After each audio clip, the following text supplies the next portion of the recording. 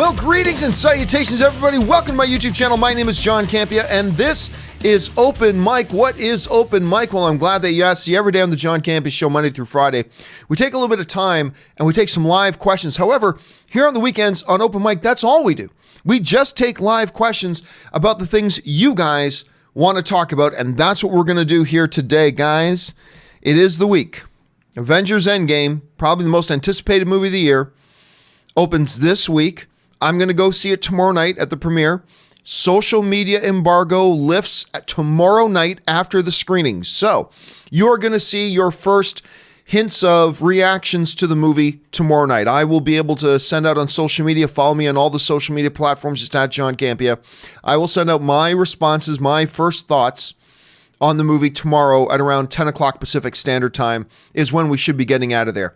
At any rate, very excited. It's the weekend. I'm sure you guys probably have a few of you want to talk about this kind of stuff. So let's not waste any time, guys, and jump right to it. The first question today comes to us from Samuel Pole, who writes, I have a hunch that after 5 or so years, the Warner and Comcast streaming services will be struggling. Only Hulu, Disney Plus, Netflix, and Amazon will remain. I disagree. I disagree, and I'll tell you why I disagree. Warner Brothers has an impressive catalog of content, but it's not just their catalog of content. They will have their original content as well. They're going to be a force. See, it's not like these are all services that are offering the same thing. It's not like there's Netflix and then 5 other Netflix that all have the same catalog of content, right? Warner Brothers is going to have their own unique catalog of content that you cannot get on Disney, and that you will not be able to get on Hulu, and that you will not be able to get on Netflix. They will have that kind of stuff. If anything, I think the streaming services are going to become more prevalent as we move forward, as more and more of these content creators become their own distribution networks as well with their own streaming service. So we'll have to kind of see, but unless Warner Brothers stops making content, I don't see them disappearing. They're going to be around, and they're going to work, and they're going to be around for a long time, I think. All right. Raven writes, Hey, John, will you be posting your social media reaction for Endgame, whether or not you made it the whole runtime without a potty break? Yep, that is probably one of the first things I'll let you guys know. I will let you know, number one, did I decide to have a drink? Did I decide to grab a popcorn and Diet Cola? That is my movie-going habit. That is my movie-going tradition. I may pass on that out of fear that I may need to run and use the bathroom. So I will let you know 2 things. 1, I'll let you know if I took that drink. Number 2, then I'll let you know if I made it through the movie without needing a bathroom break. I will let you guys know, because I know that's even more important to you guys than how the movie is. So I'll make sure you guys know. All right, Roman Bryant writes, over under 15%. Over under 50%, what if Thor went for the head? Will be an episode for the What If series. Now, I'll take under 15% on that. There's no story to tell there. If you went for the head and hit the head, then the movie's over. That's it. So there's not really a story to tell there. So I'm going to take the under 15. I won't say 0, but I'll take the under 15% on that, Roman. All right, Julius Goodwin, who sends in a really generous super chat. Thank you, Julius, for supporting the channel. And to all of you guys for sending in super chats and supporting the channel. Was watching Godfather the other day. One of the best films ever made. And it got me thinking about, who do you see in those roles? I see Bob Iger as Don Vito, Alan Horn as Michael, Kevin Feige is more like a Tommy or Tom, and James Gunn as a Sonny. Thoughts? Personality-wise and age-wise, Alan Horn's older than Bob Iger, so I would almost see them reversed in that way, but I see Kevin Feige is kind of like a Tom, like a consigliere. I can see that.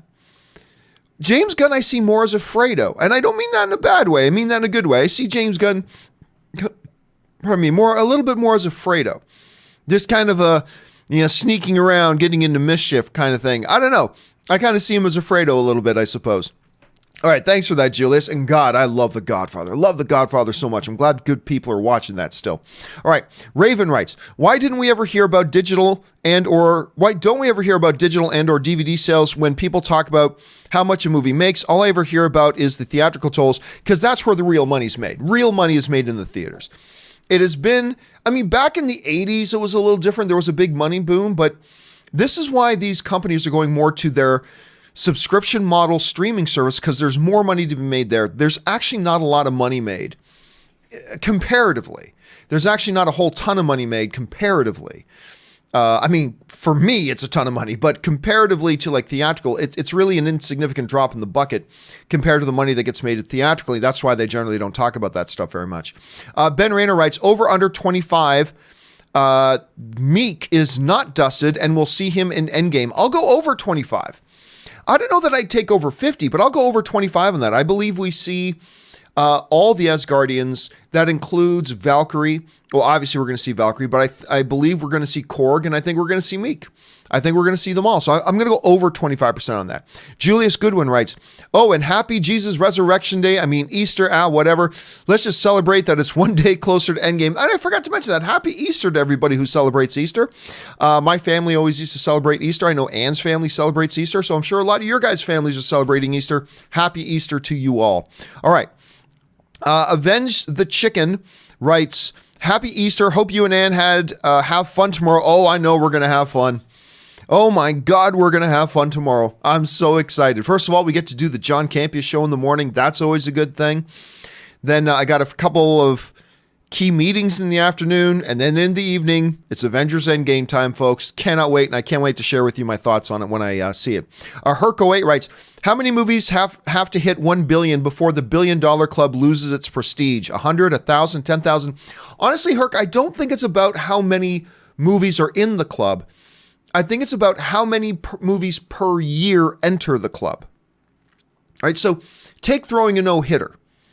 A no-hitter in baseball isn't the rarest thing in the world. But not many are done every year. When you look at how many games are played every year and how many no-hitters there are, it's a special thing. It's not so much about the total number.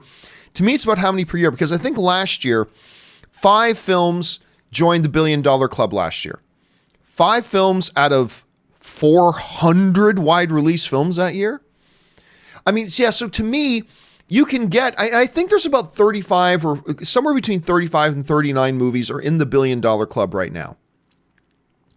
But again, for me, it's not about that number. It's about what percentage of films per year get into that club. That to me is always, now once we start getting to 15 movies a year get into the $1 billion club, then it starts to lose its prestige a little bit.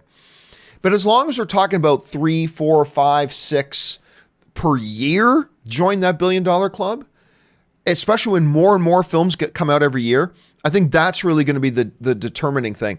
I think once we get to over 10 per year, then it starts to lose its luster. But as long as it's, like I said, only 3 to 5 to 6 maybe are entering the $1 billion club per year, I think it still holds on to its prestige. That's just my kind of way of looking at it at any rate. Okay. Samuel Pole writes, where are we at? Wanted to thank you for inspiration. I cover media and streaming news in my podcast because it's important and you're why I know how to research it all. Well, I'm so glad to hear that. I think more and more people, I say this all the time, I think more people need to get involved in online communities, movie community specifically, but also for all other types of like other media news and streaming news. I think it's more and more people should get involved in this stuff and adding their voices to the conversation. So I'm glad you're doing that, Samuel. And thank you for the kind words, man. I appreciate that.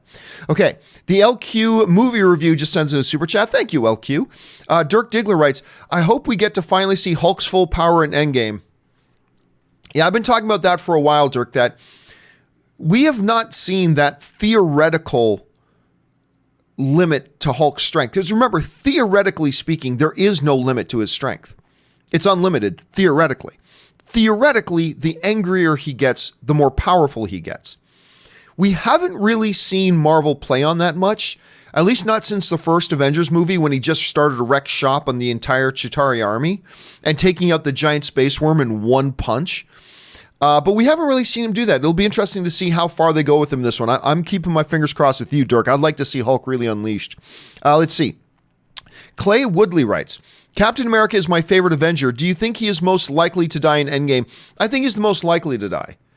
I don't think he will, but out of any of them, I think he has the highest chance. And he certainly has the highest chance of dying in Endgame than in any other of the MCU films that he's been in.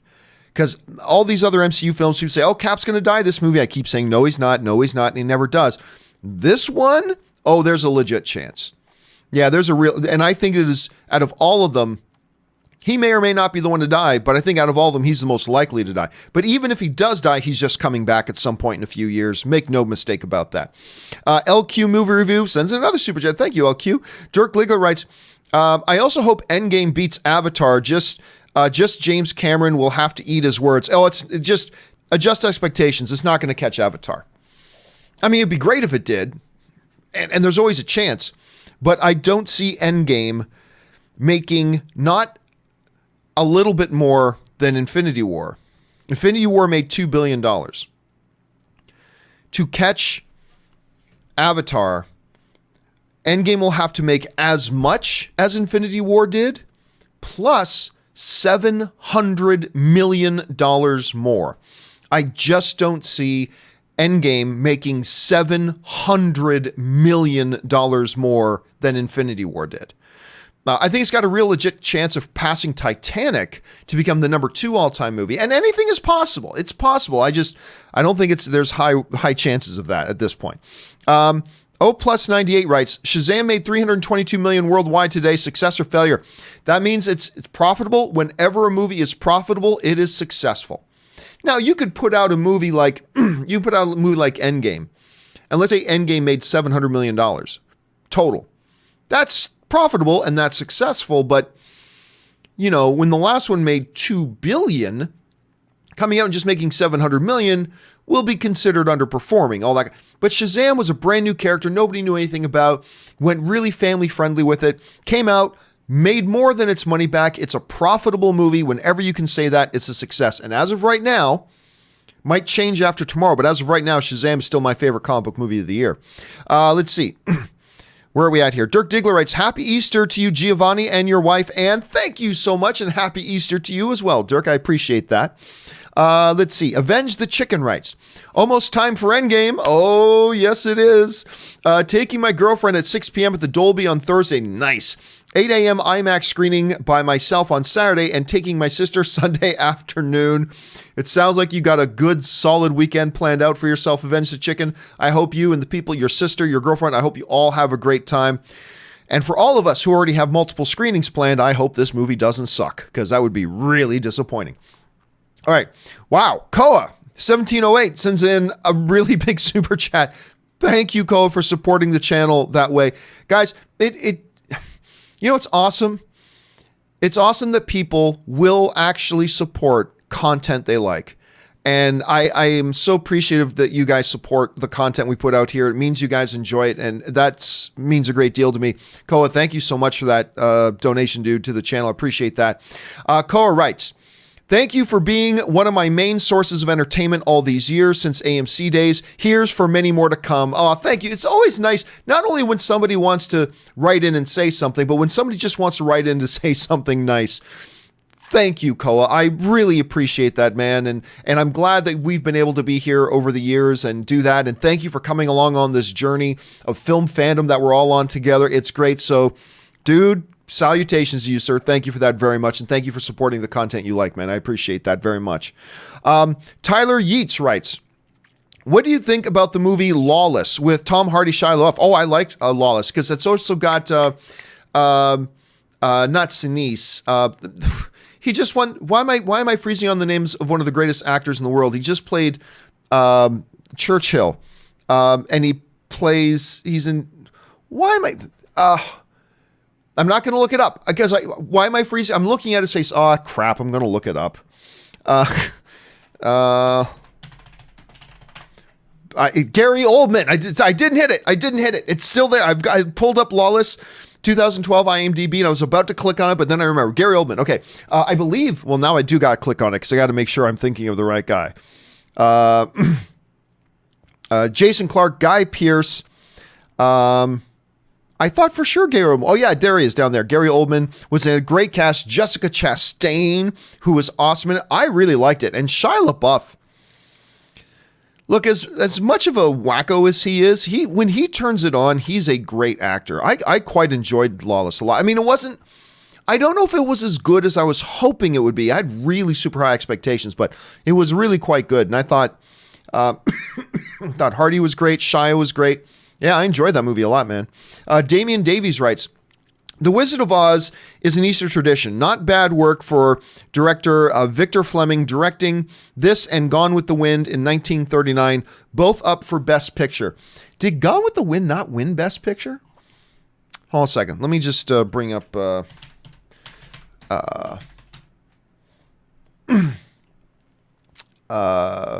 Victor's page here. Because I thought... I could be wrong about that. I thought that won. Oh, no. Okay, so he won Best Director for Gone with the Wind. But I thought Gone with the Wind won Best Picture.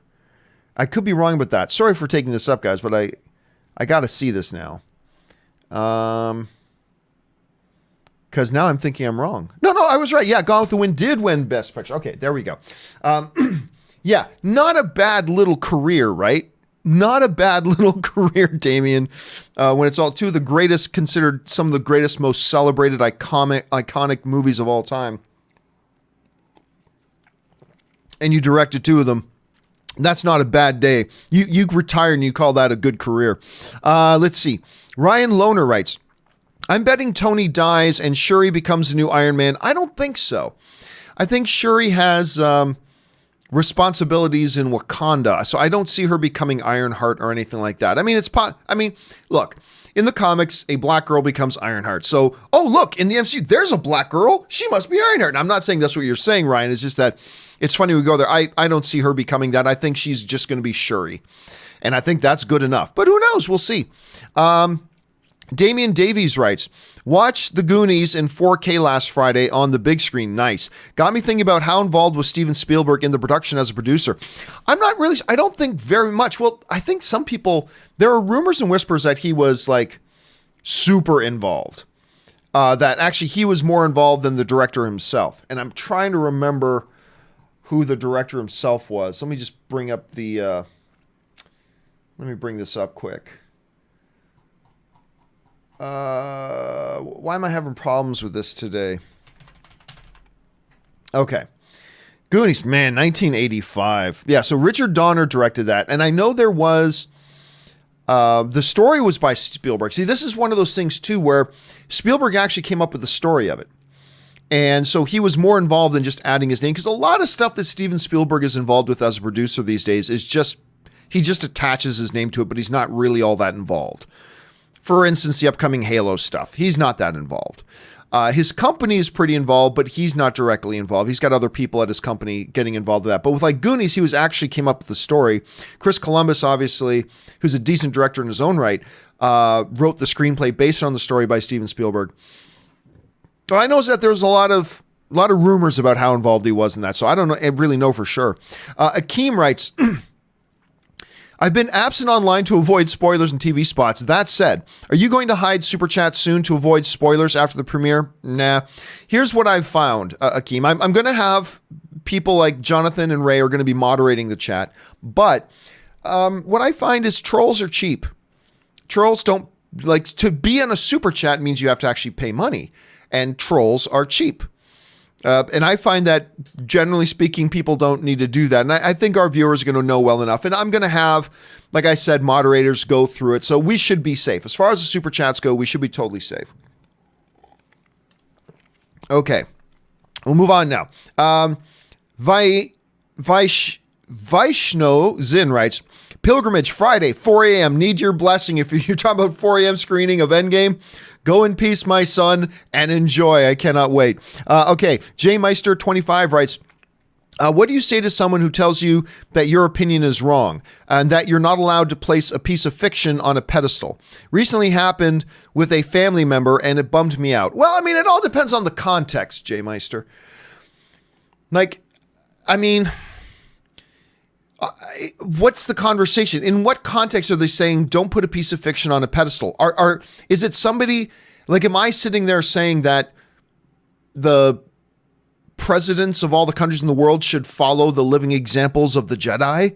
Okay, then maybe they have a right to say to me, don't put a piece of fiction up on a pedestal. However, if it's just that there's stories that I love and they're saying, oh, you shouldn't love stuff like that, you're putting it up on a pedestal. What do I say? I say nothing because they're not worth talking to.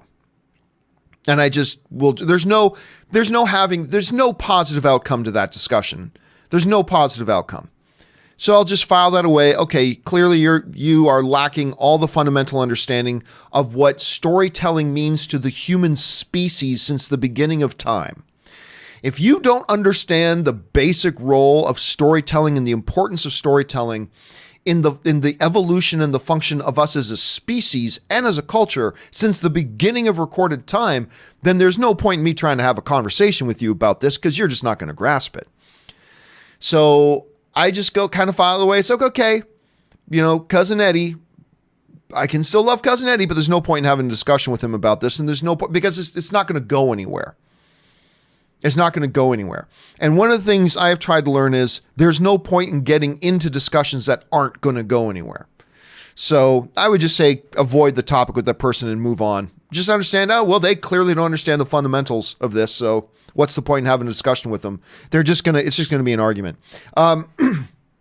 Bruno Y writes, over under 20% that Tyrion betrays Daenerys at some point, given the fact that there have been several cracks in their relationship and way of thinking lately. I would say that under 20%, I don't believe he's going to betray Daenerys. I do see him backstabbing Jon, though, because there's a little jealousy there. So maybe there's a possibility of that. I would give maybe over 20% on that. Not 50%, but not betraying Daenerys. I don't see that happening. Ben Heyusa writes, saw Curse of What's-Her-Name yesterday. Oh, right, La Llorona. Not as bad as people think. I enjoyed it myself with this movie more than Pet Sematary last week. Yeah, I was not a fan of Pet Sematary, Ben, got to admit. And if you guys watch my show, you know I've been very excited about seeing Pet Sematary. I was very excited about Pet Sematary. But it sadly did not work for me. Did not work for me. And I haven't had a chance to run out and see La Llorona yet. It's been a pretty busy couple of days. But that one's also got my interest, so I'm curious. So I'm glad you liked it, and thanks for giving me the recommendation, Ben. I appreciate that. Raven writes, well, I can't compete with Koa 1708, but here's a couple of bucks. Hey, it's not a competition, man. I'm grateful for all of you guys who support the channel. You're here. You're giving us great topics to talk about. You support the channel. I appreciate it all. No competition at all. Thank you guys all for being film fans with me. All right. James Hoffman writes, Star Trek Discovery finale. I loved seeing Spock donning the blue uniform and walking on the bridge of the original Starship Enterprise. Makes me want a Pike Seaver's. I'm telling you what, no hesitation. Look, I liked season 1 of Discovery very much. My favorite character of season 2 was Pike. I was really disappointed when I read that Pike was not going to be on Starship, on Discovery season 3. Really disappointed. He might be. There's not enough big sample size to say he might be my favorite Star Trek captain ever. That includes Kirk, who I love. That includes Picard, who I love. That includes Cisco. That includes whatever. Janeway, you name it. I think Pike might be my all-time favorite Starship captain because of this season of Discovery. And when I heard he wasn't going to be on Discovery season 3, I was very disappointed. But with that finale, have they opened the door to possibly do a Pike and Spock series? I'd be totally down for it. So then we'd have Star Trek Discovery Season 3, a new series. Then we've got the Picard series coming. It's a good time, man. It's a really good time. All right. Viral Videos writes, Feige says Spider-Man Far From Home is now end of phase 3. Yeah, I mean, because they technically said, what was the movie that came after Ultron? I think they said the movie after Ultron was technically the end of phase 2. I mean, really, it's just semantics. It doesn't really mean anything. So whatever, you can say that. That's fine, but it's really whatever. Chris Sheehy writes, some speculation online has suggested that Norman Osborn could be the MCU's next big bad. Do you think he's a big enough threat for that role? Not really. But then again, I don't know what the storytellers have in mind. They could have something really special in mind that would make him a great threat. So we'll have to keep our eyes on that. He's certainly a popular one, but I see him becoming more of a central figure and villain in Spider-Man himself's story rather than like the collective MCU as a whole. That one seems a little bit odd to me. But then again, I don't know what they have in mind. And by the way, there's probably nothing to that speculation anyway. So I'm going to guess that's not what they're doing. Ryan Lohner writes, Tim Robbins is in Castle Rock Season 2. True Stephen King royalty after Shawshank. One of the greatest movies of all time. You know, I watched the first episode of Castle Rock and I liked it. And then I watched the 2 episodes after that and it didn't do anything for me and I fell off of it. So you guys will have to tell me if it's worth getting back on or not, because I kind of ditched after 3 episodes. So let me know if it's worth getting back on. But that is really interesting hearing Tim Robbins is going to be on board. All right. Raven writes, if Kevin Feige told you pick one character to get a 4th movie, Cap, Thor, or Iron Man, assuming they survive Endgame, which one would you choose? Well, first of all, you don't have to assume any of them survive Endgame. All 3 of them could die in Endgame, but this is the MCU. They'll all come back. They'll all come back. Even if they all die in Endgame, at some point they will all come back. Of that I have no doubt. So it doesn't matter whether they live or die at the end of Endgame. The practical side of my brain says Thor, because Thor is on a hot streak right now. People loved Ragnarok and they loved Thor in Infinity War.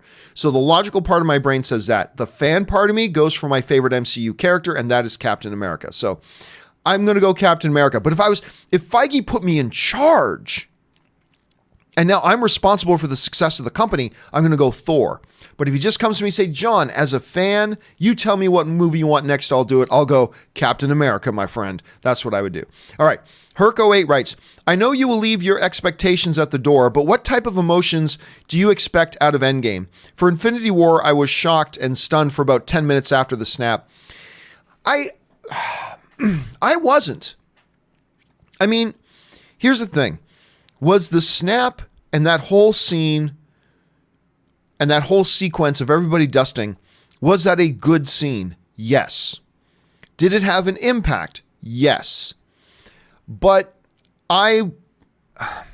because this is the MC fake death universe, I was not stunned or shocked at all, because it's like, whoa, they killed Spider-Man. I mean, he's coming back, and that was perfectly fine. It's like, wow, they decided to kill Black Panther, but he's coming back, so. Ooh, they killed Buck, but he's coming back. You know, so that knowledge that they're all coming back kind of took away from the stun or the shock of it. Still a great scene. Don't misinterpret me. It's a great scene, and I loved it. I'm just saying, I didn't sit there like agog and aghast about, oh my God, they did it. They killed Spider-Man. Because I knew he's coming back, so it didn't have that much of an impact on me.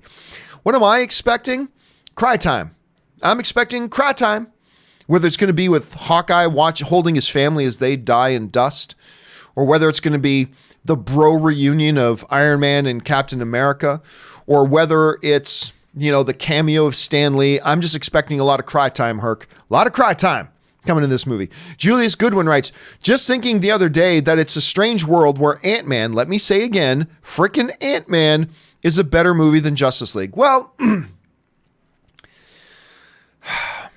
it's a matter of interpretation. It's a matter of opinion. I like Justice League. I will say I like the first Ant-Man more. I think I like Justice League more than Ant-Man 2. I like Ant-Man 2, but I think I like Justice League more than Ant-Man and the Wasp. But I did like the first Ant-Man more than Justice League. And yeah, I mean, it's a shame. It shouldn't be that way. As comic book movie fans, we were all hoping that Justice League would be DC's answer to Avengers and give us something, if not as good, at least similar in quality. And it didn't. And it turned a lot of people off, and that's unfortunate. That's too bad. But I'm sure there are people out there who prefer Justice League over Ant-Man as well. I personally thought Ant-Man was a little bit better than Justice League, but I'll take Justice League over Ant-Man too. I mean, so it all depends. But yeah, it is unfortunate. It's unfortunate. But DC seems to be on the road to recovery right now. Big win with Aquaman. I think Shazam is a win, not as big of a financial win, but quality-wise, with the critics, with the fans, it's profitable. So we'll mark that up as a win. Now we got Wonder Woman 84 coming. That's probably going to be a win with Patty Jenkins still directing the whole thing. So they're on a winning streak right now, but it is unfortunate that they weren't able to start as strong as we were hoping. Let's just put it that way. All right. Spencer Smothers writes, number 19, Stevie Y. Stevie Yzerman has come home to Detroit Hockey Town. Hopefully he will get us back to the playoffs so we can start a new 25-year postseason streak. One of the greatest of all times. The captain, Stevie Y, who was also the general manager of Team Canada when he put together their gold medal run at the Olympics. He's the one who assembled Team Canada. And now he's running hockey operations over there for the Detroit Red Wings. Good Canadian kid, hockey royalty in my mind, one of the greatest of all time. And he played his entire career in Detroit. For him to go back there and take things over is poetic and beautiful. I'm happy for you guys. Dylan Trost writes, for you, what would LeBron have to do to pass MJ? I think it's just play at this level for another couple of years. If he can continue to play at this level for a couple of years and break more of MJ's records and all that kind of stuff, I think he can get there. It's not about, he's won enough rings. It's not about how many rings you have. It's not about any of that because that's a team achievement. It's the individual stuff, and he's on his way. If he can maintain it, and this is going to be a tall order, if he can maintain this level of play for 2 or 3 more years, which I don't know that he can, he could surpass MJ. But right now, I still take MJ over him. Mac Quack writes, hello there. Friendly advice, drop the open mics on the weekend. Nah, I'm not going to do that. And just release all the companion videos instead. Happy wife, happy life. Well, no, I can't do that because I want to do the companion videos as close to when they get sent in as possible. So I do Monday's companion video about Monday morning show. Tuesday morning show, we'll get a Tuesday companion video. Now, I'm a little late on this week's Friday's companion video, but that will come out here shortly. But I got to do them as close to them as possible because a lot of the questions are time sensitive, right? So I don't want to put them off for too much. So now I still like doing open mics on the weekend. I might take the odd Saturday or Sunday off moving forward, but in general, I like doing open mics. They're fun, and I'm going to continue to do those. All right. Ryan Lohner writes, I finally worked up the guts to watch, Theismann's injury. Woo! Joe Theismann's injury. It's about what I expected. Yeah, it's nasty. And we've seen it. There was just one in basketball this year. Trying to remember who the player was, but there was an NBA player who went down with a that same thing, nasty leg injury. Of course, UFC fans remember Anderson Silva's legs snapping like a twig against Chris Weidman. Ooh, but yeah, that Theismann one. Whoa. Oh, you still got to have a strong stomach to watch that one today. Micah T writes, as pumped as I am for Endgame, I'm also a little sad. I've been looking forward to this for 5 years. When they announced Phase 3, and I'm not sure I'll be excited for a movie like I am for this ever again. I get where you're coming from, Micah, but let me say this.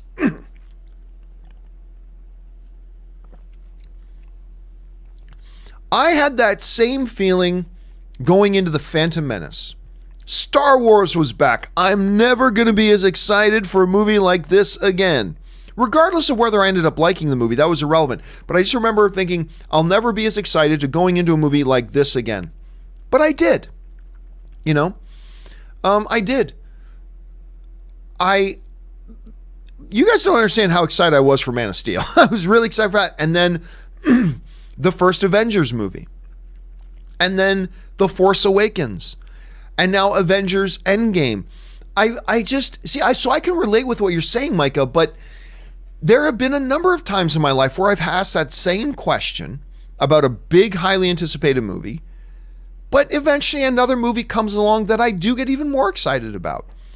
And I think as I grow as a film fan, I get more and more excited about these movies. So I know it feels that way right now, Micah. I get it. I totally understand it because I've been there. But I can tell you that as a film fan, you will feel it again. I don't know what movie it's going to be for. God, I'm really excited for Lion King. But I mean, I don't know what movie it'll be for, but it will happen again. Multiple times. I guarantee that. I absolutely guarantee it. Take heart in that, Micah. Take heart in that. All right. Hector Jeter writes, happy Easter, John. Thank you so much, Hector. Rewatched one of the 20 videos of the Infinity War spoiler discussion.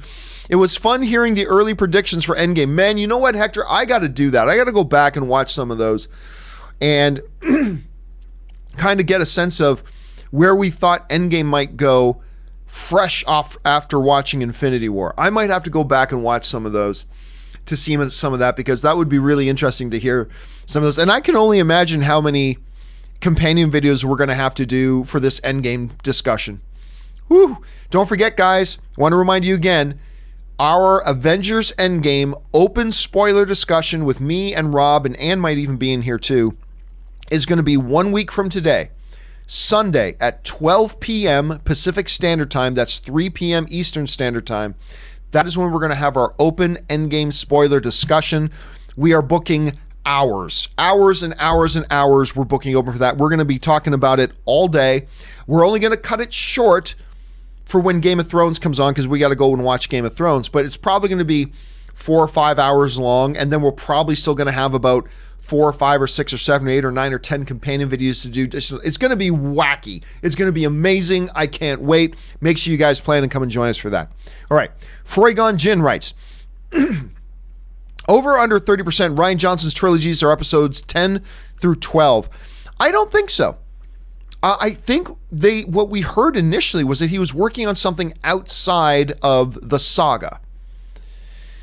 So I actually don't think so, Froygon. So I'm going to go under 30% on that. I'm really excited to see what he's doing. And apparently he and Benioff and Weiss, who are the Game of Thrones guys, they're working on a trilogy as well. And apparently those guys are all working closely together, coordinating which directions they're taking their individual trilogies. I'm very excited for that. We'll see where that goes. But I don't think it's going to be episodes 10, 11, and 12. Could be wrong, but I don't think so.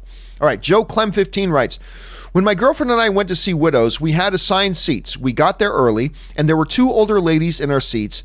I said, hi, I think these are our seats. She said, yeah, we got ours over there, but there's plenty of good open seats. I tilt my head and give her the Jim Halpert face. I love that. I can just picture the Jim Halpert face. 3 seconds go by. 3 seconds go by. They got up and went to their seats, grumbling and annoyed. My girlfriend was pissed. I thought it was awkward and funny. Isn't the first time older people don't like assigned seating. Well, here's the thing. It all depends on where and when you are, right? Because I found when assigned seating first started, a lot of people just didn't understand it. Like, they bought their tickets, and I think they were just oblivious that there were assigned seats, and they just went in and just grabbed whatever seats were available, right? As more time passed, that stopped happening. I mean, I still today, once in a while, will go into a theater and I've never had somebody sitting in my seat, I don't think. But I've gone into a theater, and before a show starts, see a couple of people go, oh, excuse me, to somebody else. I think you're in our seats. And what has happened every single time is that they look at their tickets, they go, are you sure? Yeah. And they look down at the seat number and go, oh, yeah, we're in the wrong seats. And they get up and move. But something like that would be funny. I don't know that I would have been able to get them to move. I just don't. Look, I don't mind confrontation. Anybody who knows anything about me knows I don't mind confrontation. If confrontation needs to happen, confrontation can be healthy and good. So I have no problem with confrontation. But when it comes to seniors, oh God, I know I don't. I'll avoid confrontation at all cost. I avoid confrontation at all cost when it comes to seniors. Number one, because they intimidate me. Number two, it's like, you know what? Whatever I've gone through in my life, you've probably gone through, and 20 years more of that crap. You enjoy those seats, sir. Like, I would just be too afraid of the conflict myself. So I probably would have done what you did and just gone, oh, excuse me, man, but I think you might be in my seat. But the moment they looked at me and say, yeah, well, tough, I probably just would have gone, well, okay then, and then moved on. Now, if it was anybody else, then I just simply grab an usher and say, hey, we've got a little problem. These are my seats. They're in my seats, and they're not willing to move, and let them take care of it. With seniors, I just go, nope, all good, just all good, and I just wouldn't want to deal with it. And I would probably just go to the new seats and probably just laugh it off like you did, Joe. But I could understand somebody getting upset at that as well. Thanks for sharing that. James Mutombo writes, first billion-dollar film in Sony's movie universe. Well, James, I don't know what you mean by Sony's movie universe. Do you mean any movie that Sony produces? Or do you mean like the Spider-Man universe? Or I'm not quite sure what you mean. You know what's interesting? Hold on a second here. Highest grossing Sony. I think Skyfall. Was the highest grossing movie they ever had. Let me just double check this. Yeah, Skyfall was the highest grossing movie ever for James Bond. And I don't think Skyfall broke $1 billion. Let me just pull this up here. Oh, I take it back. Skyfall did cross $1 billion. Yeah, Skyfall made $1.1 billion. I knew it was the highest one they've ever had. And Spider-Man 3 may have also... Spider-Man 3 may have also crossed the $1 billion mark. No, it made 890. So if you're asking what will be the first Sony film to cross $1 billion, well, one already has, Skyfall. If you're asking about Spider-Man film, well, then I have no idea. It could very well be Far From Home. I think Far From Home has a very good chance of breaking $1 billion. The first one made over 800 million, and people loved it. And this is going to be coming off of Infinity War, or a war game. That's an older movie, Endgame. And so I think there's a really good chance that Far From Home breaks the $1 billion mark as well. So, yeah, so there's that. Okay, let's see. Lone Wolf X6 writes, Arya versus Bronn, who do you think would win? I actually think Arya. I think Arya wins that fight. Bronn's great, but I think Bronn gets his ass handed to him by the Oathkeeper. And Arya looked like she was holding her own against Gwendolyn Christie. Brienne of Tarth is not somebody to mess with. I think Brienne beats Bronn, and I think Arya held her own against Brienne, so I'm going to go Arya on that. I don't know that for sure, but that's my guess. Let's see. Goalie Gar, I love that name, writes, regarding my capped Dark Knight Rises theory, I also believe Chris Evans will return. This way, they could easily bring him back from his death in the future. So, the theory that Goalie Gear proposed the other day was that Captain America has an ending like Bruce Wayne had in The Dark Knight Rises, where everybody thought Bruce Wayne and Batman were dead. But really, he was alive.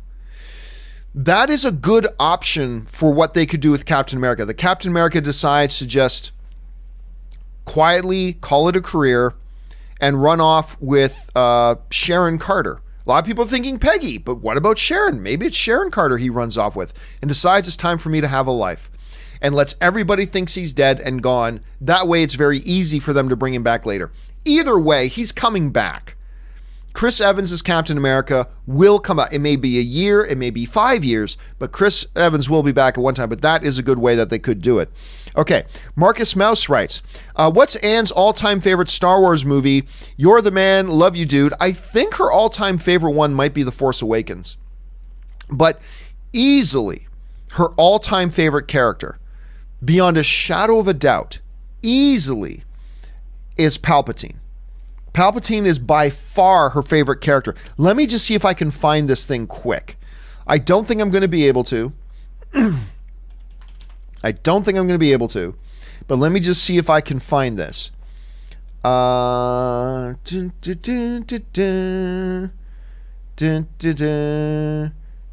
to have to go back like years. I don't think I'm going to be able to find it. Hold on a second. Double check it. Let me just double check this once. Man, I'm not going to be able to find it. I'm not going to be able to find it. Okay. And at Star Wars Celebration 2 years ago, her highlight of it was meeting Ian McDiarmid, and she got this great, while she was wearing, the Obama graphic, the painted graphic where it says hope. She had one, but it was Palpatine's face, and she just happened to be wearing that, met Ian McDiarmid, got a picture. Ian McDiarmid, the Emperor, is her all-time number one, easily by a mile, her favorite Star Wars character. That's her favorite character. Let's see here. Jared McBride writes, could Thanos pick up Thor's hammer with the Infinity Gauntlet? 5 days left till Endgame. Happy Easter to you and Ann. Thank you so much. Well, it's irrelevant because Thor's hammer doesn't exist anymore. And then if you think, well, what about Stormbreaker? Remember, Stormbreaker doesn't have the same enchantment on it that Odin put on Mjolnir.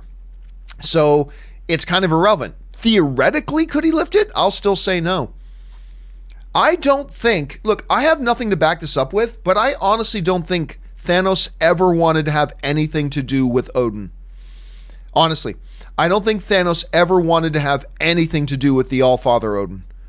And I think any enchantment Odin put on something like Mjolnir, I honestly, even with the gauntlet, I don't think he could have lifted it. Again, I have nothing to back that up with, but that's my theory. That's my theory at any rate. Okay, Dimsum05 writes, just finished Parks and Rec. The Unity Festival was definitely my favorite moment of the show. Hashtag cry time. What's your favorite moment? Have a good day. I would have to think about that. There's a lot of great, wonderful moments in this. A lot of them between Ron and Leslie. They had some fabulous moments in the show together. But what comes to mind most quickly, and you have to understand the character of Ron Swanson, who may be the greatest television character of all time, but it was the Snake Juice episode. The episode where Tom was trying to market this new alcohol of his called Snake Juice, and he was doing it at a club, and Ron got smashed on it and did a quick cut to him doing, Ron Swanson doing like this big dance with a hat on. It was, I nearly choked. I laughed so hard. But if I sat down and think about it, I could come up with better ones, but I can't just pull them off the top of my head like that. But a lot of great moments, Dim Sum. All right. Guy Volt writes, I remember watching Avengers at midnight. We had to get there around 8, and people were already in line. I couldn't imagine doing the same for Endgame. Dude, I refer to that as the Dark Ages. Those are the dark ages of film fandom. And it's absolutely stupid to me how there are still theaters in this country. Because this coming Thursday, there are still theaters in cities around this country where people have to do the archaic Dark Ages thing of showing up to the theater 3-4 hours early just to stand there for 4 hours so they don't get a terrible seat. It's the Dark Ages. You bought a ticket, you should know where your seat is. And yeah, man, I remember the last time I had to do that. And I just remember thinking to myself, never again am I doing that. The last time I went to a non-pre-assigned screening that wasn't a press screening was I was going to Canada, and I can't remember which of the X-Men films it was, but it might have been Wolverine, might have been X-Men Origins Wolverine. Going there, and I had been living in LA for a bit where they had pre-assigned seating.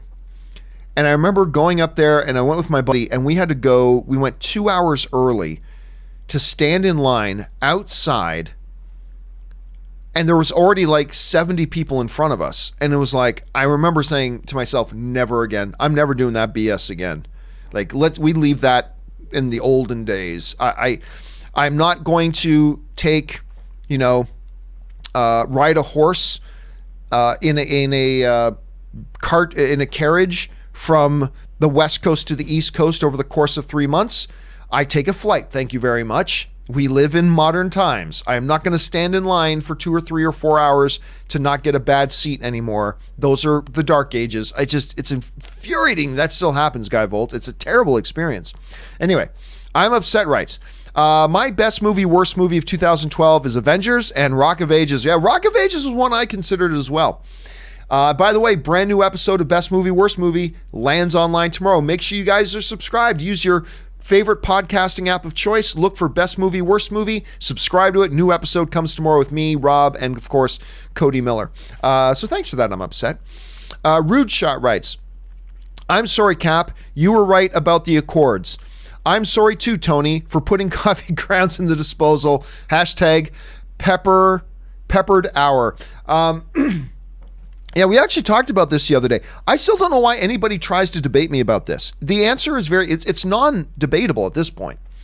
Some people still try to debate me about who ultimately was right when it came to Civil War, Tony or Cap.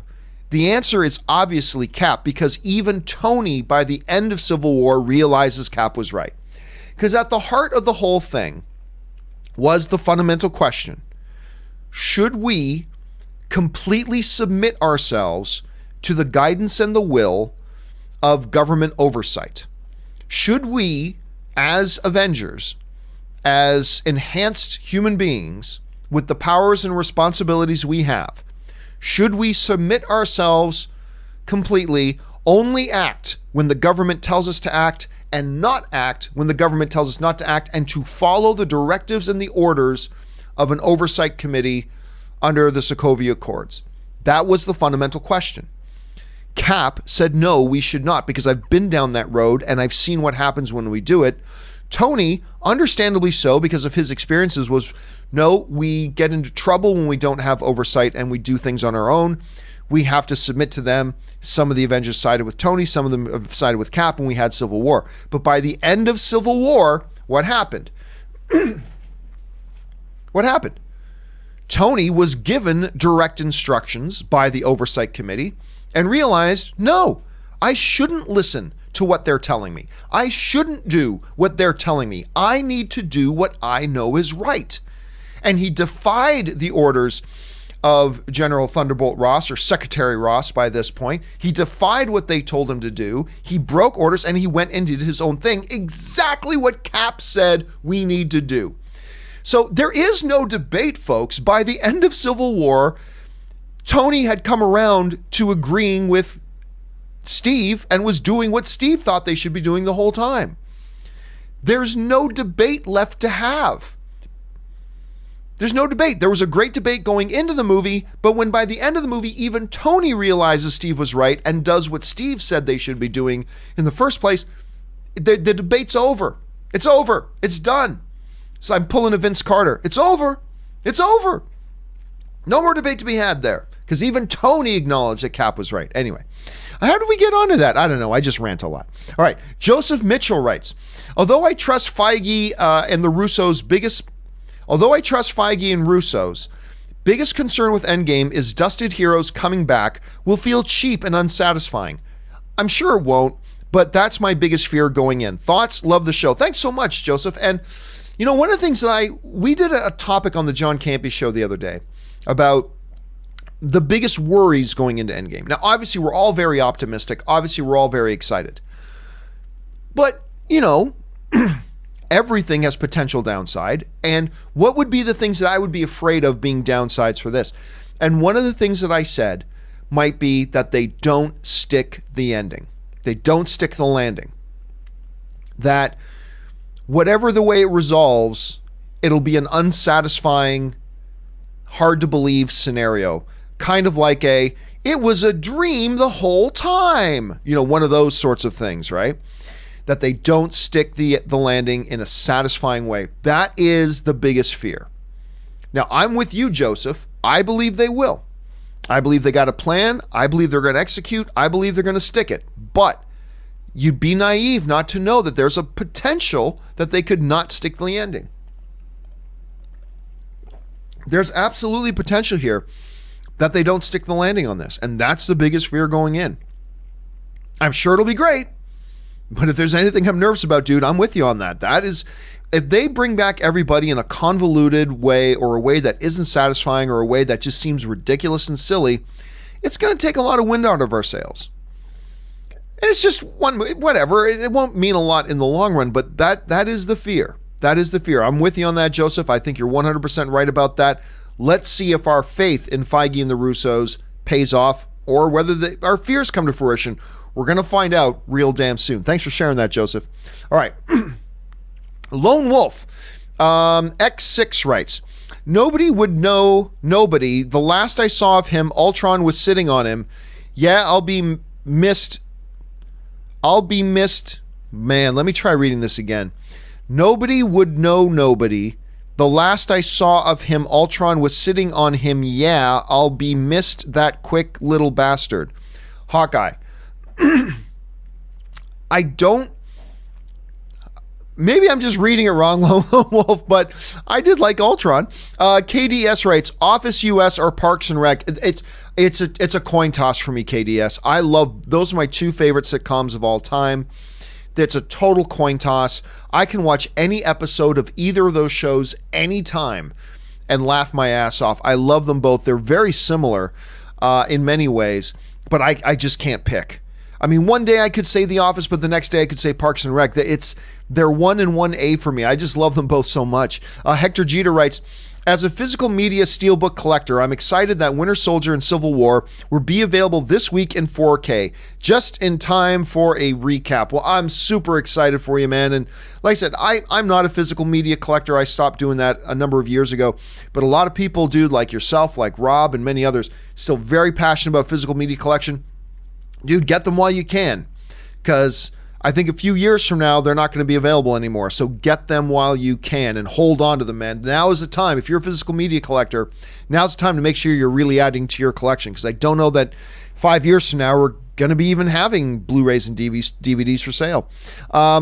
Pool of Dead writes, just saw Lord of the Rings for the first time. Two Towers is incredible. About to start Return of the King. Do they make top 5 movies for you? Yes. When I talk about my top 10 all-time favorite movies, and maybe this is cheating, that's fine, I accept that. I consider the original Star Wars trilogy as Star Wars, and I consider the Lord of the Rings trilogy as Lord of the Rings. And Lord of the Rings is in my top 5. It absolutely is in my top 5 of all time. It's got to be in the top 5 of all time. So it absolutely is, no doubt. And dude, I can't even begin to tell you how a little bit jealous I am that you get to watch Return of the King for the first time. That's nuts. I'll never be able to watch Return of the King for the first time ever again. I'm super jealous. One of the greatest, if not the greatest achievement in cinematic history. What they were able to pull off in that movie is crazy, and enjoy Pool of Dead, enjoy. Edgar Magana writes, started a podcast called Roll the Tape on iTunes. Congratulations, man. I think more people should get involved in that stuff. I hope you have a lot of fun doing it, Edgar. All right, Hector Jeter writes, where is the horse and rider? Where is the horn that was blowing? They have passed like rain on the mountain, like wind in the meadow. King Theoden. I'm telling you what, there are some good speeches made in the Lord of the Rings trilogy. King Theoden of Rohan may be the biggest badass in all of Lord of the Rings. Like, to me, first of all, his big Braveheart speech when they arrive to save the day, you know, the big battle's going on in Lord of the Rings and they show up and he goes out, death! Like, that whole speech is insane, but one of the greatest moments in the whole trilogy is, you know, there's been some debate whether Rohan should ride out to save, you know, the other city of men. And of course, you got Strider there. Always just basically say, no, we should go and help. Nope, we're not going anywhere. And then what happens? They light the torches. They light the beacons. And we have that great scene where from mountaintop to mountaintop, the beacons start to light. And Strider comes running in to Theoden's throne room and say, the beacons have been lit. Gondor calls for aid. There's a momentary pause. Oh, I'm getting chills, guys. The arms on my... Look at... Can you see it? The bumps on my arm and the hair standing up. So he runs in there. The beacons have been lit. Gondor calls for aid. Momentary pause. Close up of King Theoden's face. And he says, and Rohan shall answer. Oh! Oh! Just one of the best badass Gur moments. Perfectly said. And Rohan shall answer. Oh my God. That scene is so freaking unbelievable. It's just, I get so stoked. Damn it, I gotta go watch Return of the King again. But just the way that line is spoken, I could sit here and talk about that all day now. Anyway, time to move on.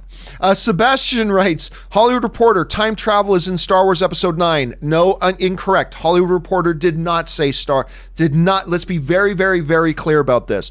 Hollywood Reporter did not report that time travel is in Star Wars Episode 9. Let's be very, very 100% clear about that. All right? Let's be very clear about that. What did happen was there was an editorial written in the Hollywood Reporter where the editorial writer speculates that, hey, maybe time travel because of something that we saw in Star Wars Rebels with the portals, that maybe now that we know, Sidious or the Emperor is back in Star Wars Episode 9, that was simply a speculation editorial, them writing, maybe this could be how he does it. But be very, very clear, Sebastian, the Hollywood Reporter did not and is not reporting that time travel is in Star Wars Episode 9. That's simply not true. There was a theory article written by somebody just theorizing about how Emperor Palpatine could be there, and maybe it involves time travel. But that's all there is to it. Nothing more than that. So just be very, very clear about that. All right. River Elder writes, if you could live in a parallel universe where the DCEU was at the level of status and accomplishment of the MCU, and the MCU was struggling to gain footing, would you choose that universe over ours? Interesting question, River. Here's honestly, my honest answer to that is this, is that I don't care, because I don't have an allegiance to either of the corporate brands. I have no allegiance to the Warner Brothers DC corporate label. I have no allegiance or loyalty to the Marvel Disney corporate logo. All I care about is good comic book movies. That when it comes to the comic book genre, all I want is good movies. That's all I care about. That's all I want. And so what you're proposing is actually a zero-sum proposal. Because under the proposal you're giving me, either way I don't have better movies. Either way I don't have more good movies. It's just from which corporate logo does the good movies come from? I don't care. Like, I like Captain Marvel a lot. I think Captain Marvel's really good. But I thought Shazam was better. I had a better time at Shazam. Does that mean I prefer Warner Brothers movies over Marvel movies? No, it just means I like good movies. That's all I care about. I just care about good movies. And so if I took your scenario, then we don't have any more good movies. It's just that which movies were good is different. And to me, that's a zero-sum proposition. So I would have no preference. I honestly have no preference. I just want good comic book movies. I get excited about Endgame because it looks great and the MCU's done a great job. I love Shazam because it was a good movie, and I'm excited about the path that DC seems to be on now because they seem to be having a more focused direction right now, and they're cranking out some good entertaining movies. Aquaman was a big success. Shazam to me is a big success. Wonder Woman 84 under Patty Jenkins is probably going to be a success. I get excited about that. But whether I say, no, keep it this way, or I say, no, let's take that alternate reality, I'm not ending up with more great movies. I'm still ending up with the same number of great movies, just they come from different corporate logos, which I don't care about. So my honest answer to that is, I wouldn't care. I would flip a coin. If I had to choose one, I'd say, well, flip a coin because I really don't care what the outcome is.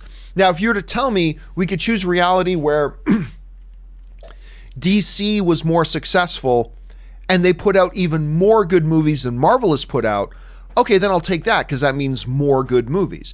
But at the end of the day, that's all I care about is good movies, particularly if we're talking about the comic book genre. The only thing I care about is good comic book movies. That's all I care about.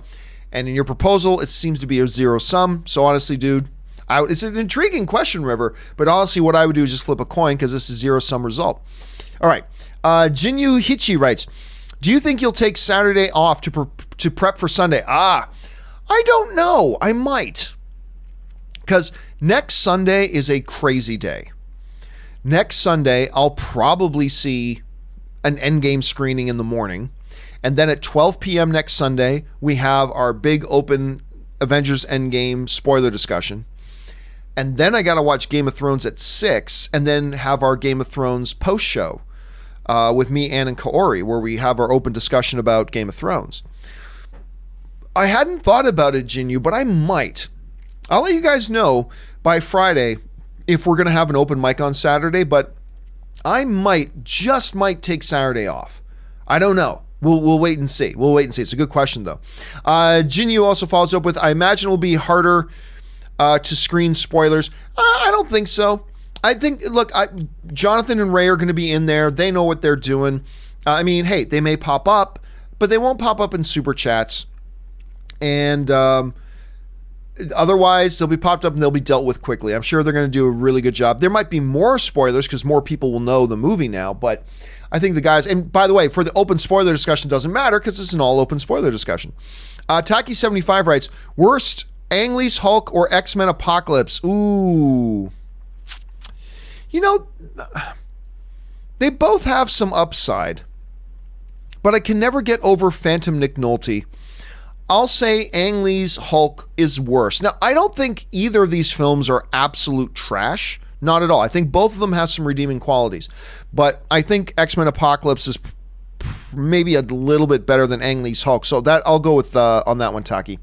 Okay, I'm Upset writes, thoughts on Hop with Russell Brand and James Marsden. I didn't think it was very good. This is with the rabbit plays the drums, right? Yeah, I honestly did not think it was very good. I wanted to like it. I thought it looked kind of cute. I honestly didn't think it was all that good, though. Aaron Kin writes, do you think a Darth Vader movie that shows the events right after Episode 3 is a great idea? Nope. I'm over it. I'm completely over the backward storytelling. I want them to move forward. I'm done with young Yoda. Now let's look at young Solo. Now let's look at a young Jabba the Hutt. Now let's look at let's go backwards in our storytelling. I'm tired of the backward storytelling. If you want to go backwards hundreds or thousands of years so you can tell some brand new stories, or move forward. But I'm tired of these ideas for in-between movies, unless it's in a totally different place, like Mandalorian, right? It happens in an in-between era, but it's a totally different environment with a totally new set of heroes and totally new stories. So that works for me. That's fine. But I'm honestly, now don't get me wrong, if they were to do that movie, would I be there first day to watch it? Of course I would, but I would rather them make something new. So that's my opinion on that at any rate, Aaron. Okay, Curtis Lopez writes, one of two. Damn, John, after your suggestion of seeing Endgame for the first time with somebody you know, it got me thinking if I should cancel my 6 p.m. ticket and wait till 11:45 to see it with my cousins. At the same time, I don't want to wait too long to avoid spoilers. Well, I think, Curtis, first of all, I understand the plight. And everybody's going to be different. Me personally, as long as I didn't have to wait 3 extra days, I want to see it with somebody the first time. That's why, honestly, 100% honest answer here. I have been invited to premieres before without a +1. Now, I've been very lucky. Most premieres I get invited to from all the different studios, they usually always include a +1. But there have been a couple of times where I've been invited to premieres where I didn't get a +1, and it's not like, how dare you, I am Giovanni Campea, you must give me a +1. No, it's nothing like that. It's that if it's a movie I'm excited about, I want to watch it with somebody, you know? And I can tell you 100% truth right now. If I couldn't go with Anne, if I couldn't bring Anne with me tomorrow, I probably would wait till next week. I'd probably wait till next week. If I couldn't go with Anne, I think I would honestly skip out on the Avengers Endgame premiere if I couldn't bring Anne with me. Just because I want to have that experience with her. I want the first time that I watch it, I want to watch it with her. You know what I mean? So, yeah, so if I were you, now again, I can only speak for myself. If I were you and I had the choice of going to a 6 p.m. by myself to see it for the first time, or wait just a couple of hours to see it with some family, I would probably wait. Myself, I would probably wait a couple hours. Now, then I'd be totally fine going to the theater myself, by myself, 10 days in a row to watch it again. But I think for me personally, I would want to see it that first time with friends, family, special people, whatever. I'd want to have that shared experience. Because you guys know that about me, right? I was reminded about this in an email I got yesterday, that it's about the shared experiences. And that's the thing that really stands out to me the most. And that's what to me has the most value. So, and if you didn't have to wait 5 days for it, and I think you're not going to get spoiled. I think you can stay off social media for a couple hours. I think you'd be good. So my recommendation is go with family, but you do you, Curtis. You know what works for you best. I'm just giving you an example of what I would do personally. Let's see. KDS writes, favorite Office US episode. Oh, again, I would have to think about that. I'd have to think about that. I mean, I know what Anne would say. Anne's easily, without hesitation, Anne's is The Dinner Party. The Dinner Party is Anne's all-time favorite episode, and that's great. That one is great. It's a plasma. Anyway, there's a few to me that stand out. The Koi Pond is a great one. Prison Mike is a great one. Sensitivity Training is a great one. Jim and Pam's Wedding. God, that was amazing. That was truly special television. That was great. I would have to think about it. I don't have one off the top of my head, but I would. There's definitely a lot that come to mind. KDS. All right. Robert Perez writes, I being a Star Wars 1 year. I being a Star Wars 1 year before The Force Awakens I being a Star Wars fan 1 year before The Force Awakens started searching YouTube for anything Star Wars related. I happened to come across the Jedi Council. I have been following you ever since. Well, thank you so much for that, Robert. I appreciate that. And yeah, it's funny how I love hearing people who've kind of been following the shows for a while, hearing stories about how they got involved in the programming I do, whether it goes back to Man of Steel, whether it goes back to the movie blog days, whether it goes back to the For Your Consideration days or the AMC Closet days or whatever. It's always interesting to hear where people first started getting on with that. So thanks for sharing that, Robert. I appreciate that, man. Robert also follows up with, you have made my move from San Gabriel Valley, California to Arizona so much easier. Thank you for the community you created. Strength and honor. One of my great quotes ever from movies, from Gladiator, of course. Well, I hope you had a smooth move, Robert. Hope everything goes well. Arizona's a beautiful place, man. I hope whatever took you out there is rich and rewarding for you, sir, and live long and prosper. All right. Let's see here. Guy Volt writes, what makes more money, Men in Black or Godzilla? I'm going to go out on a limb right now. I'm going to guess Godzilla. The movies have made pretty decent money, all right. It's been a while since the Men in Black. Plus, they've done a cast changeover. And the first trailer was pretty good. First trailer for Men in Black, it was pretty good. But the Godzilla stuff has looked amazing. So I'm going to guess that Godzilla makes more. I mean, it could be Men in Black. I'm not willing to plant a flag on anything there. But my guess right now would be Godzilla. All right. Brandon Entwistle writes, I've always wondered, how does a cinema receive a copy of the film, especially when final edits are still being made days before the release? Well, you couldn't do that before. Because before the Star Wars prequels, and the Star Wars prequels are really the movies that pushed the film industry into digital projection. Digital projection was already a concept, but it was really the Star Wars prequels that forced the industry and movie theaters into the realms of digital projection. Before that, though, you'd have to physically deliver these film reels. There was no final edits days before the movie. That never you couldn't do that before. It just wasn't logistically possible. Today, there's still not a lot of edits being done days before a movie because theaters have to be in possession of their copies. Now it's more digital distribution. There are hubs and networks that they have to digitally transfer those movies to theaters and to their systems and all that kind of stuff. So that's basically, it's now all done digitally for the most part. All right. Timothy Plott writes, sorry, had a big jump. Where's Timothy? There's Timothy. Timothy Plott writes, better trailers, Avengers 1 through 4 or new Star Wars? Like overall Avengers trailers have been good, man. Remember that Ultron, There Ain't No Strings on Me, or the Pinocchio song, There's No Strings on Me? Whoo, I'll say the Avengers trailers have had a little bit more of an oomph to them, Timothy. That's my guess at this point. Bennett Hardy writes, I'm so lucky, gotten so close to being spoiled, deleted Instagram, made a new YouTube just to watch you, had to go back here to donate. I've been so close 5 times, man. It seems like a minefield. I'll be honest with you, I haven't had the same experience. I've been hearing from a lot of you guys that like stuff's popping up in your Instagram and you're seeing like these videos with blatantly spoilery thumbnails are popping up in YouTube. I've been pretty lucky. I haven't had that experience. I got tricked into going to this one thing once, read one line, got a little bit of a spoiler, just one, and I realized, this is one of the spoiler things, and I got away from it.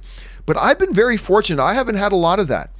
I haven't been close to getting tricked into reading a lot of spoilers or seeing it, but a lot of you guys are having to be like Olympic gymnasts and doing backflips and doing all these things to need to avoid these things, and I salute your efforts, sir. We're getting close. I hope you're able to make it the rest of the way, Bennett. All right. Fryapan90 writes, "Hey, John, Kevin Feige says Spider-Man Far From Home will end MCU Phase 3 and not be the first movie in Phase 4 anymore. Thoughts on this?" It's just semantics. It doesn't really mean anything.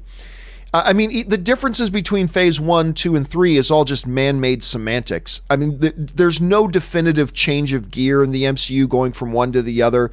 It's just a semantical thing where we say, this is our imaginary line that, oh, this is part of Phase 3, this is part of Phase 4. Ultimately, at the end of the day, I think it's just semantics, and I don't think there's any real meaning to it, and I don't think it means much, to be honest with you. Matt Thornton writes, "Okay, so I finally watched Star Wars Celebration. I'm so happy for the amount of praise and applause Ahmed Best and Kelly Marie Tran got. About time." Yeah, it is great, because look, think what you will about Jar Jar Binks, who I still think is the worst character in the history of Star Wars. Ahmed Best is just an actor and a human being who did the best he could and did what the director told him to do. And from all intents and purposes, is a wonderful dude. Like my buddy Paul, who's a senior guy at Lucasfilm while they were making the prequels, he got to hang around Ahmed Best. And he's a wonderful human being. Everything, and the crap that he took, just because his character wasn't a great character, the crap that he personally took is unacceptable.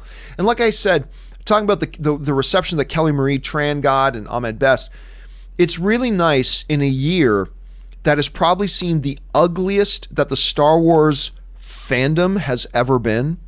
This year has seen the ugly side of the Star Wars fandom, so much so I didn't even want to go to Star Wars Celebration this year. In a year that has seen the Star Wars fandom at its absolute ugliest, with the inherent pockets of racists and sexists and stuff like that exist within the Star Wars fandom, it was really nice to see a glimpse of the Star Wars fandom at its best. It doesn't mean everybody says, we love Jar Jar. No, you can look, there are Star Wars movies I don't like. I think every Star Wars fan has things about Star Wars they don't like. That's fine. That's not what it's about. But in a year where we have seen the Star Wars fandom at its ugliest, it was nice to see an event where the best of the Star Wars fandom was on display. And that was really encouraging to see, and that was really nice to see, Matt. Jaden Styles, Nikita writes, where are we at here? If there is time travel in Endgame, what past MCU movies will they go to? Love the show, by the way. Thank you so much, Jaden. Hard to say. I mean, from the leaked set photos that we saw over a year ago, it certainly looks like the original Avengers movie is one of those possibilities. So that's probably on the list. But then again, that's what you've proposed here, Jaden, is an if question within an if question. It's not just an if, it's an if within an if. If they do time travel, what eras would they go to? So that's an if within an if. That's a question within a question, and it makes it exponentially more, I guess, complex and confusing to try to answer. First of all, will there even be time travel? I'm not convinced there will be. There may be. There's certainly enough evidence there to suggest that it's a possibility. They could do reality warping or interdimensional hopping or parallel universes or any sorts of geeky stuff they could do. And then even if they do time travel, do they actually travel to the different movies? Which ones do they go to? Do they just go to one? Do they go to multiples? It's hard to say. But I would say this. If they do time travel, the most obvious one that it looks like we would know they would do, just because of those leaked images we saw, looks like it would be the original Avengers. But then again, we saw those pictures out of context. It certainly looks like something, but it looked like Scoot McNairy was going to be the Flash from those leaked set photos from Batman versus Superman, and that turned out to be totally wrong. So it's hard to say, but the best bet at this point, Matt, or Jaden, is probably going to be the original Avengers movie. That's what it looks like at any rate. We're close to finding out, though. Alan Gonzalez writes, do you think there's an end credit scene in Endgame? Absolutely, I do. I 100% believe there's an end credit scene in Endgame. If for nothing else, something for Spider-Man Far From Home, and probably like a Black Panther or Doctor Strange 2 or Black Widow or just something fun. You know, a lot of the post-credit scenes in the Avengers movies and in all the MCU movies don't actually mean anything. Sometimes they're just fun. Like, for instance, the Grand Master in Thor Ragnarok. His end credit scene didn't have any meaning. It was just, all right, yay us for what a great rebellion we had, or what a great uprising we had. Woo, good job, everybody. Like, it was just funny, right? There are a lot of the post-credit scenes in the Marvel movies that are just for fun. So, yeah, I feel pretty confident that we're going to get at least one or two. Timothy Platt writes, I'll be seeing Stuber on Friday. That I'm kind of really curious about, with Camille Nanjiani and Dave Bautista. What's the earliest you've seen a movie before it was released in theaters? I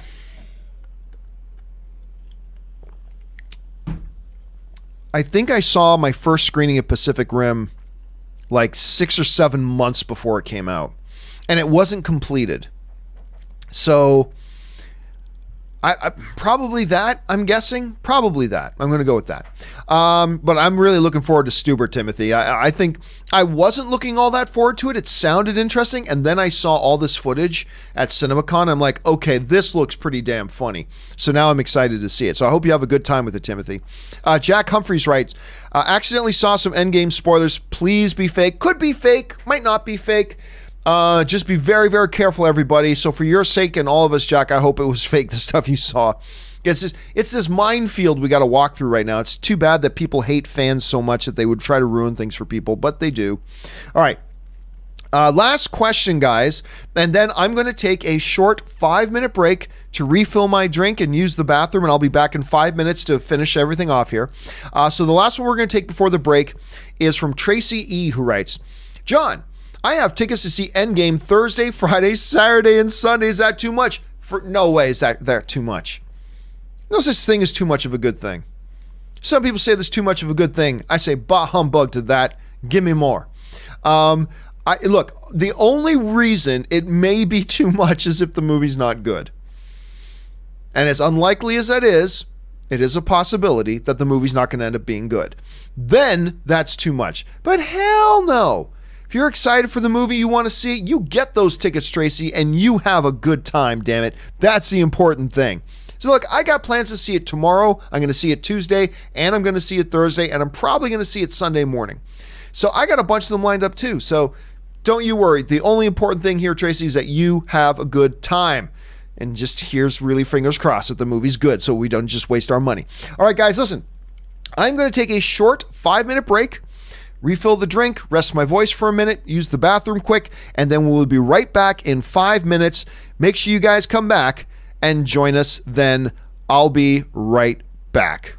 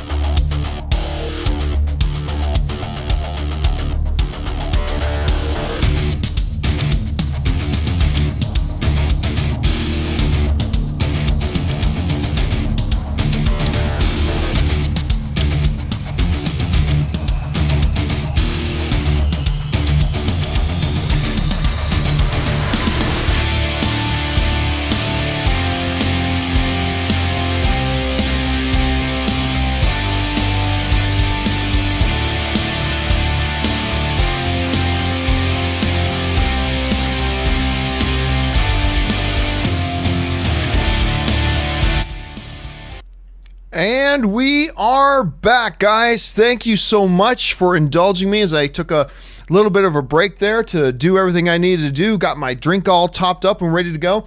So let's get right back into it here. Alan Gonzalez writes, does Netflix rent movies from the studios? The best thing to do is just Google how. No, they set up a licensing agreement.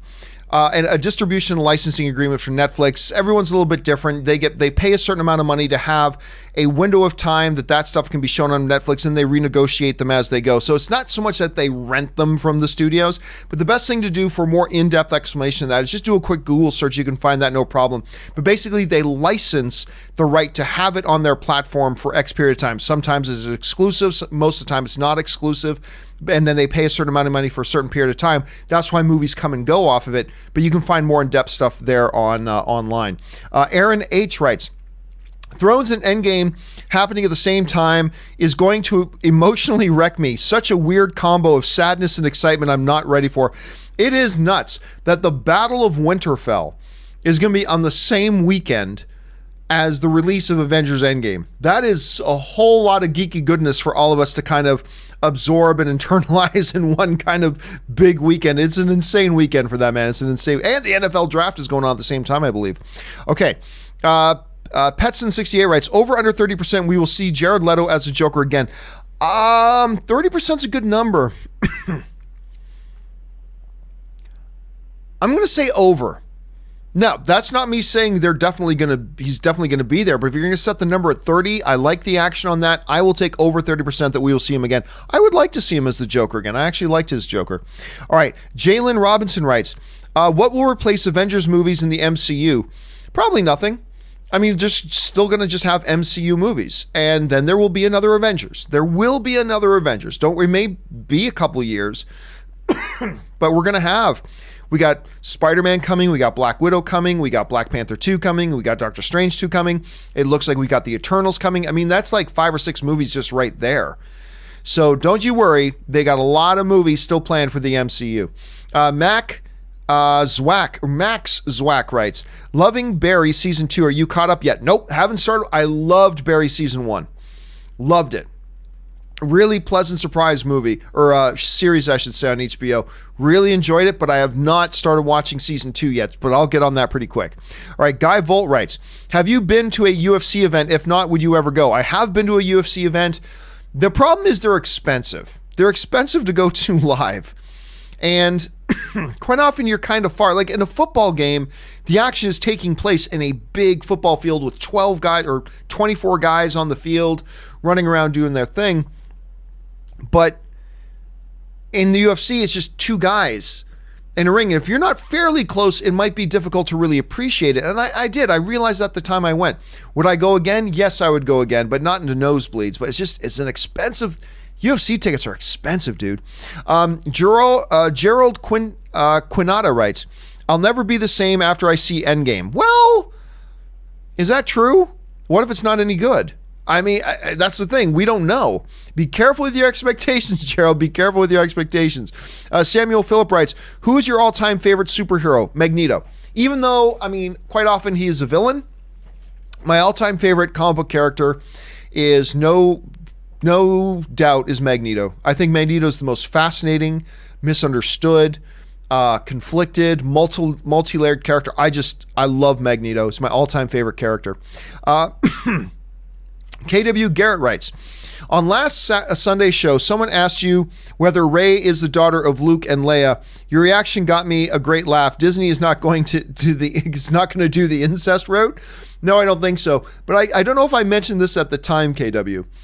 But it reminds me of this great meme that somebody, and I'm sure you could find, you know what, let me just see if I can find it here quick. I know it's stupid when I waste time doing this. Hold on a second.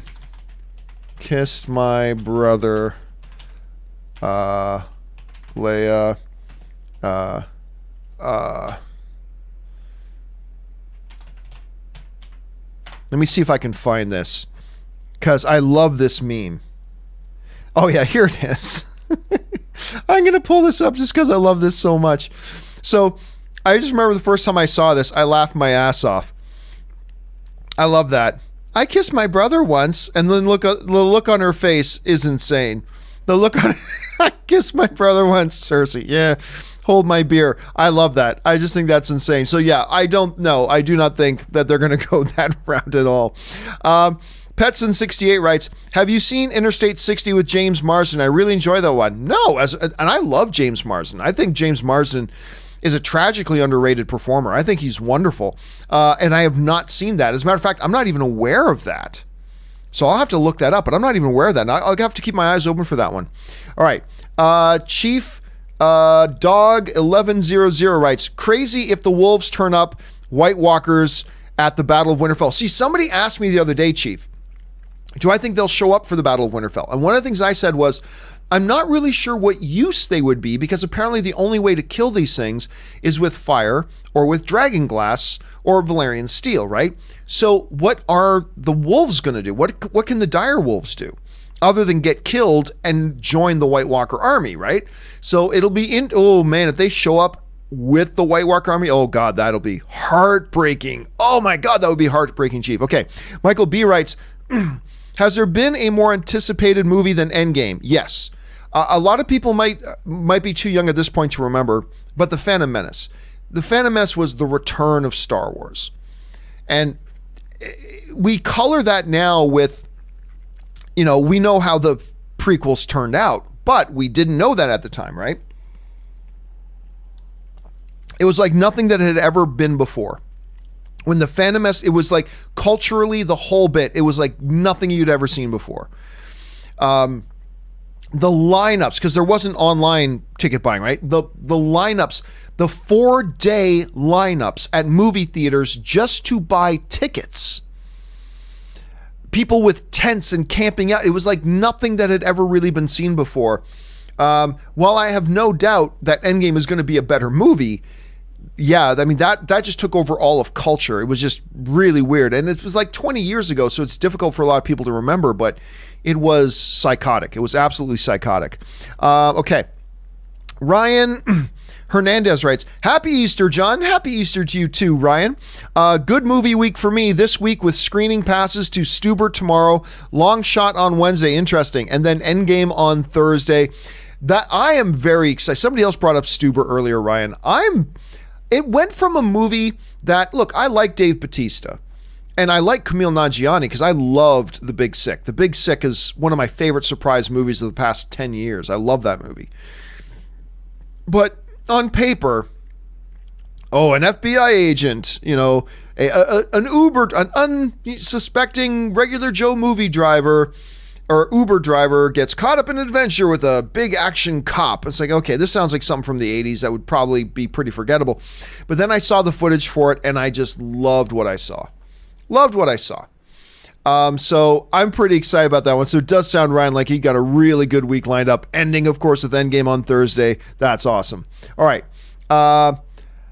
Abley writes, thoughts on Thor becoming the All-Father in Endgame. I think since Odin is gone, it only makes sense that he's the one to take up the mantle. Here's the thing. I don't think All-Father is a mantle. Odin was the All-Father. Odin is the All-Father. One does not, now that Odin is gone, one does not simply take up the mantle of All-Father. That is who Odin was. He was the All-Father. So I don't think he's king of Asgard. He is king of Asgard. So he's taken up that mantle as the king of Asgard, but he's not the All-Father. So I don't think so, Abley. I don't think so. But who knows? They might surprise us with that. Let's keep our eyes open for that. All right. Derek Anderson writes, is 2019 the biggest year for blockbusters? I got 9 $1 billion clubbers. Captain Marvel, Endgame, Toy Story, Lion King, Frozen 2, Spider-Man Far From Home, Godzilla, King of the Monsters, Detective Pikachu, Star Wars. Let's put it this way. These all have possibilities. I don't think Detective Pikachu is going to be $1 billion film. All of these, including Pikachu, have a chance. They all have a chance. But even though I don't believe we're going to get 9 $1 billion, some of these are not going to be $1 billion clubs. The fact of the matter is, this is going to be the biggest year. This is going to be the biggest box office year in movie history. Hell, just with Endgame, Lion King, Star Wars, Toy Story 4, Frozen 2. It's going to be massive. It is going to be an absolutely massive year. So while I don't believe all of those films are going to join the $1 billion club, a number of them are, but it doesn't matter. At the end of the day, when we get to the end of 2019, Derek, this is going to be the biggest year ever. It's going to be absolutely the biggest year ever. Vegetable Tube writes, Box Office Mojo shows Endgame in 4,400 theaters. I thought I saw Box Office Mojo show 4,600 theaters a year ago. I know the maximum number of theaters in the US. No, Infinity War. Infinity War, I believe, was 4,500 screens. I believe Infinity War was in 4,500 screens, and that was one of the largest wide releases of all time. 4,400 screens is still, I mean, that's massively huge. It's massively huge. And that number will probably go up. So I think it's going to come in between 4,400 and 4,600. I think it'll come in roughly in the same neighborhood as Endgame. But what's the absolute theoretical maximum? I don't know. But it's not much higher than that. I can guarantee you that. So it's going to be interesting to see what that final number is. Chief Dog writes, that scene between Jaime and Sansa, can't wait for Game of Thrones. That scene between Jaime and Sansa, can't wait. Game of Thrones, 5 hours. Oh, I don't even know what scene we're talking about. I'll be honest, I don't know what scene between Jaime and Sansa we're talking about. I can't even, I mean, this has been a lot of years of Game of Thrones. I cannot remember. Was there a scene between Jaime and Sansa in the preview for tonight's episode? If so, I didn't see it. So, but you're right. 4.5 hours. 4.5 hours till Game of Thrones tonight. Jonathan Teft writes, Happy Easter, and happy Easter to you, Jonathan. Hope you're enjoying the holiday. What's the best biblical movie about Jesus? Also, do you think we'll ever get another great biblical epic like Ben-Hur or the Ten Commandments? I don't know, because they've already kind of been done. As far as a great one about Jesus himself, there's never been a good one. I mean, you can say, like, Ben-Hur, I think the subtitle on Ben-Hur was like Ben-Hur, A Tale of the Christ or something like that. But it wasn't about Jesus at all. So I would make an argument that I don't think there's ever been a really good one on that subject matter, to be honest with you. But will we ever get another big, great one like that? I don't think so. I don't think we're in the cultural context for it, but they are some of the greats. I mean, we were talking about, like Ben-Hur, Ten Commandments, things like that. These Charlton Heston epics. I think we're beyond the era for that now. So no, I don't think we will get another one like that again. I don't think there's ever been a good one specifically about Jesus, to be honest. Xavier Busquille writes, Game of Thrones prediction. During the Battle of Winterfell, the Night King flies to King's Landing and transforms the Golden Company into his army. No, I don't think so. I think that the Golden Company is going to be saved for, like, here's my guess right now is the Battle of Winterfell ends the White Walkers. I think that's the end of the Night King. And then I think the remaining last couple of episodes is about the battle for the Iron Throne. And I think that Golden Company is all setting up for the upcoming conflict between, Winterfell, Daenerys' armies, all that kind of stuff versus King's Landing. So, no, I don't think that. Plus, don't forget, Winterfell's got a lot of dragon, or King's Landing's got a lot of dragon defenses. So I don't see the Night King being able to get there and just take out the Golden Company by himself. I don't think that's going to happen. Movie Minutes writes, Dreamed Avengers used stones to fuse into one person. Like they took the Infinity Stones and made the Infinity Stones into a person? That's an interesting dream. I'd like to hear what that theory was all about. Let's see. Chris Lopez writes, Michael Fassbender, he needs a comeback, John. Well, here's the funny thing about Fassbender. He's one of these things. He is a ridiculously talented actor. Even in horrible movies like The Snowman or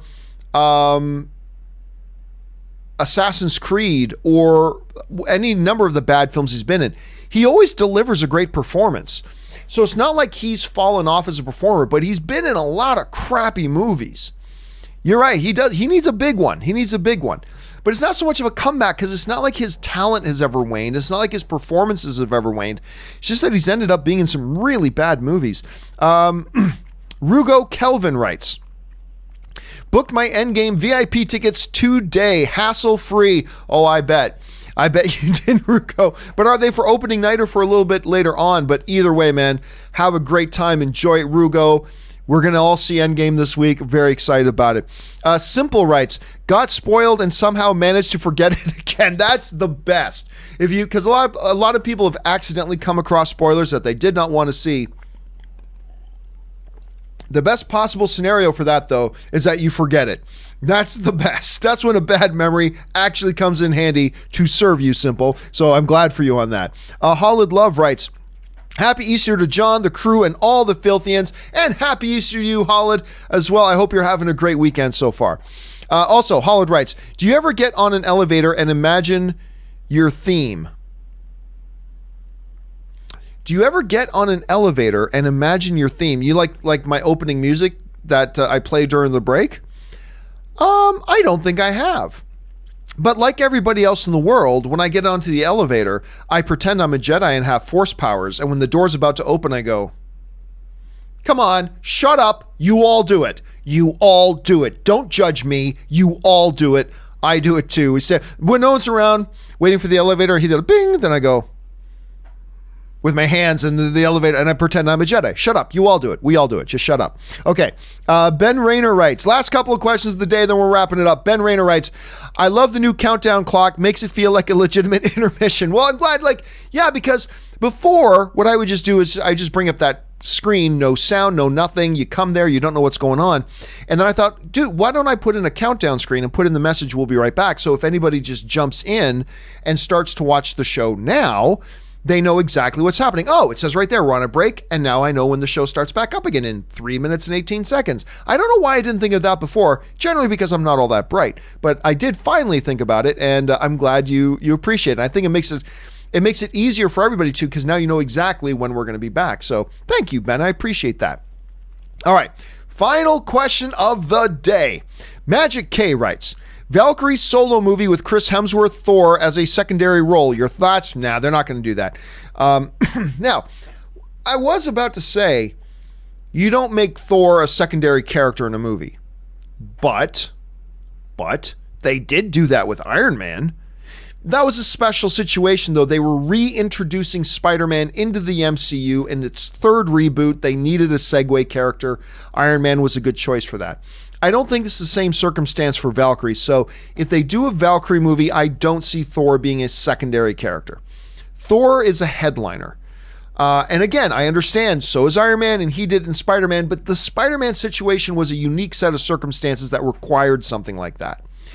I don't know that you do that with Thor. So I'm going to guess no. I mean, it's possible, totally possible, Magic K, but I'm going to guess at this point they wouldn't do something like that. Anyway. Because, listen, Chris Hemsworth's contract is done. You re-up with Chris Hemsworth, you're re-upping with him to bring in new Thor movies. That's what you're re-upping with him with. All right. Joseph just sent in one under the wire. We'll answer this last one, then we'll wrap it up. Joseph writes, sad if Endgame isn't as good as Infinity War. No, it's not. Anyway. Civil War Avengers, ecstatic if Endgame takes over Dark Knight as my favorite comic book movie. Satisfied if as good or in between that. Yeah. Don't worry about it. This is the thing. Why do we go into these movies thinking it's got to be better than the best thing I've ever seen? Just go in hoping for a good movie. That's all. Movie doesn't have to be the greatest comic book movie of all time. It just needs to be a good, entertaining, fun movie. Like, I love Shazam. Is Shazam in the top 10 greatest comic book movies of all time? No. But I still loved it. It was still a lot of fun. That's all that matters. So let's get out of this mindset of, it's got to be better than Infinity War. No, it doesn't. It just needs to be good. It's all it needs to be, good and entertaining, and there you go. And NG writes in, tickets Endgame, 7 a.m. IMAX, first day, LOL from India, and I hope you have a magnificent time, because I think you get it a couple days earlier than in North America. NG, have a blast. All right, guys, that will do it for today's installment of Open Mic. Thank you for being here and being a part of it, guys, for sending in all the questions, giving us great material and great topics to talk about, but also for supporting the channel, and I thank you guys so much for that on that level as well. Hey, listen, don't forget, Game of Thrones is tonight. That means me, Ann, and Kaori, we're going to be here tonight doing a big open discussion about tonight's episode of Game of Thrones. So if you're watching Game of Thrones tonight, make sure you come and join us. We're going to go on about an hour after the episode ends. So we're going to go on at 8 p.m. Pacific Standard Time tonight. Make sure you guys come back and join me and Corey for that if you're watching Game of Thrones. All right, guys, that will do it for me. Don't forget the John Campea Show returns again tomorrow. Come on back and join me, Ashley, and Robert for that. My name is John Campea, guys. Thanks for being here, and until next time, bye-bye.